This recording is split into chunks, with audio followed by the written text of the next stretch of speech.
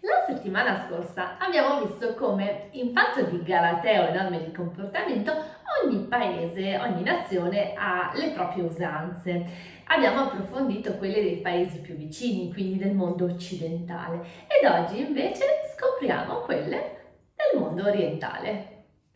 Nei paesi asiatici, infatti, esistono delle usanze che, se non conosciute preventivamente, possono creare delle situazioni di forte imbarazzo o, peggio ancora, situazioni davvero spiacevoli. Da dove iniziamo? Direi dalla Cina, dove, ad esempio, la goffaggine a tavola non è affatto considerata un gesto maleducato, ma un gesto di apprezzamento. Un esempio: se ci capita di sporcare la tovaglia della tavola, vuol dire che abbiamo apprezzato il cibo e non è affatto un gesto maleducato. Ma chissà. Sempre a tavola, poi, è importante sapere che lasciare un po' di cibo nel piatto è considerato un gesto educato, quindi un fatto di aver apprezzato la giusta quantità di cibo proposto. E poi è interessante analizzare come l'abbigliamento in Cina sia segno di educazione. Infatti, bisogna evitare di utilizzare colori troppo scuri, il blu o il nero, che sono legati alla morte, ma anche colori troppo sgargianti o fantasie troppo, vistose, perché sono sinonimo di poca serietà.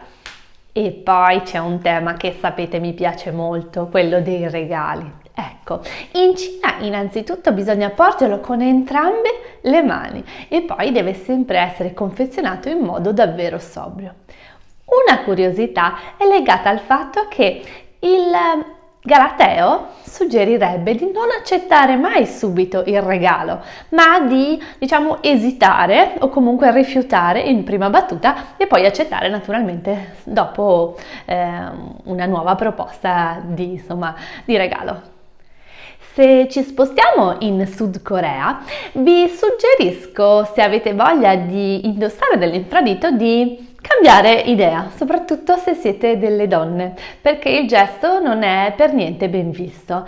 E mi raccomando, fate attenzione anche che in molti ristoranti è possibile che vi si chieda di entrare a piedi scalzi, come nelle case dove si è ospiti.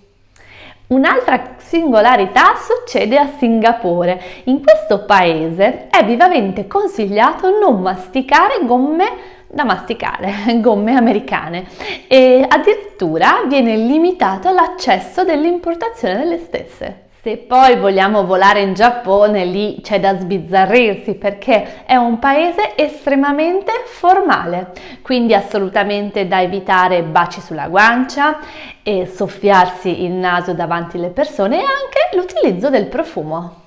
In Giappone, inoltre, lavorare è una missione, quindi ricevere una mancia sopra il compenso richiesto è considerata letteralmente un'offesa. Facciamo attenzione. E poi la Thailandia, dove il riso decisamente colloso si appallottola con le dita e con le stesse si intinge nelle altre pietanze senza essere considerato un gesto per nulla scortese. Oppure in India, dove si usano le mani a tavola.